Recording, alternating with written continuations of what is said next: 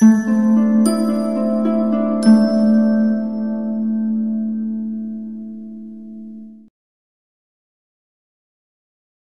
High school तक की पढ़ाई चुंगी और चपलगांव इन दो गांवों में हुई। रोज़ पैदल आता जाता। इस बार चपलगांव के बोर्डिंग में रखा गया। कारण इतना ही था कि जब मैं चुंगी में था तब स्कूल नहीं जाता था, शरारतें करता। बोर्डिंग के कारण अब यह सब बंद हुआ। घर के लाड भी बंद हो गए। भिन्न भिन्न गांवों के विविध बच्चे वहाँ थे। अब तो सवेरे की चाय भी बंद हो गई। बचपन में दादा के नमाज के संस्कार मुझ में थे। बाद में संतामाई की अम्बाबाई और लक्ष्मी के संस्कार भी हुए। काका के पोथी पुराणों ने तो पागल बना दिया था। बोर्डिंग में आने के बाद यह सब धीरे धीरे कम होता गया। आसपास सभी दलित छात्र थे। उनके कारण बौद्ध धर्म के प्रति अधिक आत्मीयता महसूस होने लगी। चपलगांव में अध्ययन के सिवा और कुछ भी कर नहीं सकता था। प्राइमरी स्तर पर गणित तथा चित्रकला के प्रति जो आकर्षण था वह भी कम हो गया। अलबत्ता अंग्रेज़ी पक्की हो गई। कक्षा में मेरी गिनती बुद्धिमान लड़कों में होती। संतामाई मुझे अपनी गोद में लिए सोती। बचपन से मैं उनकी गोद में ही सोता रहा हूँ। अब बोर्डिंग में आ जाने के कारण संतामाई को सूना सूना सा लगता। एक बार मैं उनके स्वप्न में चला गया, इसलिए वह मुझे मिलने आई। हन्नूर चपलगांव में 5 किलोमीटर का अंतर है। 60 पैसे बस का टिकट था, पर इतने पैसे भी पास में न होने के कारण वह पैदल ही चपलगांव आई थी। मेरे लिए वह पुरानी चप्पल ले आई थी। वे चप्पलें उन्हें हन्नूर के बस स्टैंड पर झाड़ू लगाते समय मिली थी। वे चप्पलें उन्होंने नागी निर्मी को नहीं दी। मुझसे कहा, चप्पल पहनो। एक का अंगूठा टूटा हुआ था।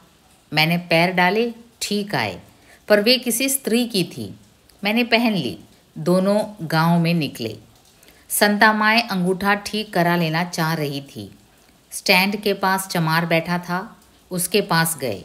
उसने नकार दिया, क्योंकि वह संतामाई को जानता था कि वह महारिन है। मैं चप्पल चुपचाप पहने रहा। अन्य मित्र लेडीज़ चप्पल कहकर चिढ़ाते, पर उनके पैरों में चप्पलें कहाँ थी। जब मैं 10वीं में पढ़ता था तो एक बार स्कूल के मैदान में मुझे 30 रुपये मिल गए। पीरजादा नामक मित्र ने देख लिया। कहने लगा, हम दोनों आधे आधे बांट लेंगे, अक्कलकोट जाएंगे, फिल्म देखेंगे। मैं बहुत देर तक सोचता रहा, पर मेरी हिम्मत नहीं हुई। पीरजादा कहता, तू मुझे केवल 10 रुपये दे, तुझे रुपये मिले हैं इसलिए तू 20 ले ले। अंत तक हम दोनों कुछ भी तय नहीं कर सके। वास्तव में मुझे यह सब गलत लग रहा था। मेरी ईमानदारी मुझे कचोट रही थी। स्कूल की घंटी बजी। कक्षाएं शुरू होने के पहले स्कूल के मैदान में सामूहिक प्रतिज्ञा तथा राष्ट्रगीत होता था। राष्ट्रगीत अथवा श्रद्धांजलि के समय सभी शिक्षक एक ही पोज में खड़े हो जाते थे। प्रार्थना के बाद वे 30 रुपये मैं हेडमास्टर को दे आया। उन्होंने मेरी पीठ थपथपाई। स्कूल के लाउडस्पीकर पर मेरी ईमानदारी का अभिनंदन किया गया। मैं कक्षा में गया। हिरेमठ सर पढ़ा रहे थे। उस वर्ष खेल की स्पर्धा में हमारी कक्षा हार चुकी थी।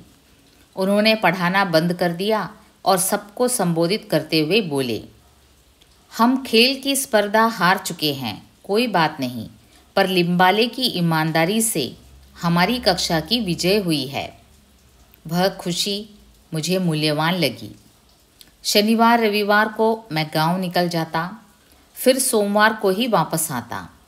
गांव में घूमता फिरता। अस्पृश्यता से चिढ़ होती। शिक्षा के कारण स्वाभिमान उभर रहा था। जातीयता से मन खिन्न होता। गांव में शिवराम का होटल था। वहाँ अछूतों के लिए बाहर अलग से कप सॉसर रखे हुए होते। मैं कई बार उन कप सॉसरों को देखता। रास्ते में घूमते समय भी पूरी स्वतंत्रता नहीं थी। इन स्थानों पर अछूतों की उपेक्षा होती, अपमान होता। गांव के स्त्री पुरुष जहाँ हकते थे वहाँ हमारा निवास था। इस गांव के प्रति कोई प्रेम मुझ में नहीं था। हाँ, भय ज़रूर था और आतंक भी। जन्म के पूर्व ही अछूत का लेबल लग गया था। जब गर्भ में था तब अछूत स्त्री का गर्भ कहकर मुझसे जाति चिपकाई गई थी।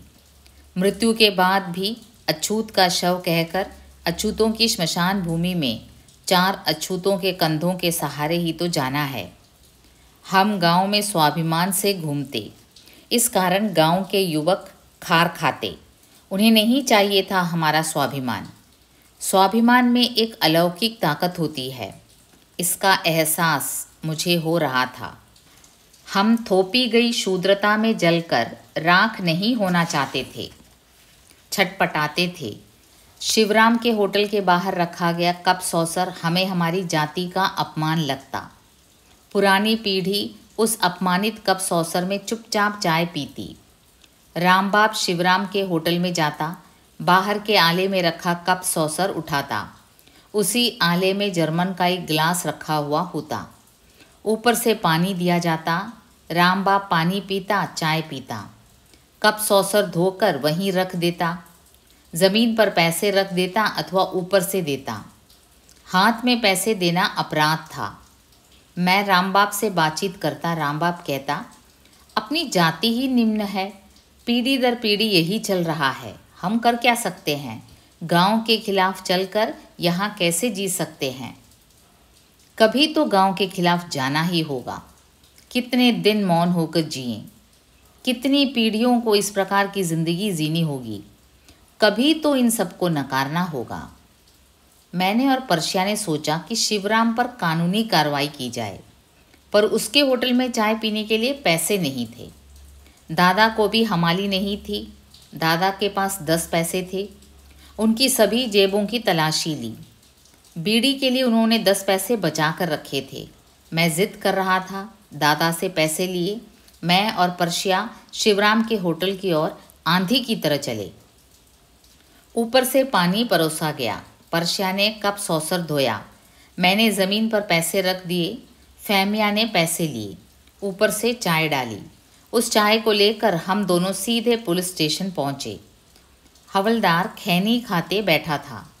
पुलिस चौकी में जाने का यह पहला अवसर। मेरे बदन पर फटी बनियान और नीचे फटा टॉवल लपेटा हुआ था। पर्शिया चौकी के दरवाजे पर खड़े होकर पूछ रहा था, मे आई कम इन सर? मैं पर्शिया के पीछे थरथराते हुए खड़ा था। हवलदार पागलों की तरह हमें देख रहा था। हवलदार शायद हमारी बात को समझ नहीं पाया, इसलिए चिल्लाया, क्यों बे मूर्खों? पर्शिया और मैं भीतर घुस गए। पर्शिया ने सारी स्थिति स्पष्ट की। कप सॉसर सामने रखे। हवलदार ने कप सॉसर और हम दोनों को बारी बारी से देखा। उसकी नज़र में हम और सॉसर दोनों एक सरीके थे। शिवराम के होटल में हवलदार की उधारी थी। हवलदार हमें ही दबाने लगा, कहने लगा, तुम्हें अंदर कर दूंगा। हमारे इस साहस का पता घर वालों को नहीं था। हम दोनों परेशान हो गए।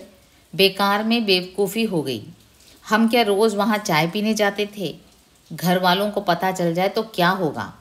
शिवराम तो हमारी जान ले लेगा। लोग क्या कहेंगे? हमें भी पकड़ो तथा शिवराम को भी, मैं रुआसी आवाज़ में कहने लगा। पर्शिया भाग जाने की तैयारी में था। मुझे मुख्यमंत्री प्रधानमंत्री के पते मालूम नहीं थे। उन्हें कैसे लिखा जाए यह भी मालूम नहीं था। मैं पूरी शक्ति से कहने लगा, हम मुख्यमंत्री प्रधानमंत्री को प्रार्थना पत्र भेज रहे हैं। हवलदार थोड़ा सा परेशान हुआ। शिवराम को बुलाया गया। शिवराम पुलिस चौकी में आने वाला है, यह सुनकर हम और भी परेशान हो गए। शिवराम के आने के बाद हवलदार ने उसे सब कुछ वही कहा जो हमने उसे बताया था। शिवराम चिढ़ गया। आज 20 वर्ष हुए, सारी दलित बस्ती इसी प्रकार से चाय पीती है। इन्हें ही क्या हुआ? इन्हें अगर होटल के भीतर लूं तो मेरे अन्य ग्राहक टूट जाएंगे। हमारी ओर वह घूर घूर कर देख रहा था। मेरी तो घिग्गी बंद गई, शब्द निकल नहीं रहे थे। शिवराम ने चौकी में चाय मंगवाई। मुझे और पर्शिया को उसने अच्छे कप सॉसर में चाय दी और गालियां भी देने लगा। बेवकूफ़ो, मेरे घर आओ, मैं अपनी थाली में तुम्हें खिलाऊंगा। हम दोनों चौकी के बाहर आए। इस संबंध में किसी से कुछ न कहा जाए, हमने सोचा। जो कुछ हुआ उसे भूल जाने का हमने निर्णय लिया। हम दोनों बस्ती की ओर निकले, पर गांव तथा बस्ती एक हो चुके थे। आश्चर्य कि दलित भी हमारी ओर नहीं थे। शाम को काका आए, काफ़ी चिढ़े हुए थे। शरण्या, किस पर केस किया है? तुझे क्या पड़ी थी? तेरा सिर मैं सांप की तरह कुचल दूंगा। खुद को समझता क्या है? मैं खामोश बैठा रहा। काका निकल गए। संतामाई मुझे लिए बैठी कह रही थी, अब पहले जैसी स्थिति नहीं है। मेरी पीढ़ी ने तो इससे भी अधिक जुल्म सहन किए हैं। उन दिनों गांव में कोई जानवर मर जाता था तो पूरा गांव दलितों से चिढ़ जाता, बस्ती को परेशान करता। पूरी बस्ती के दलितों को खंबे से बांधकर जानवरों की तरह पीटते।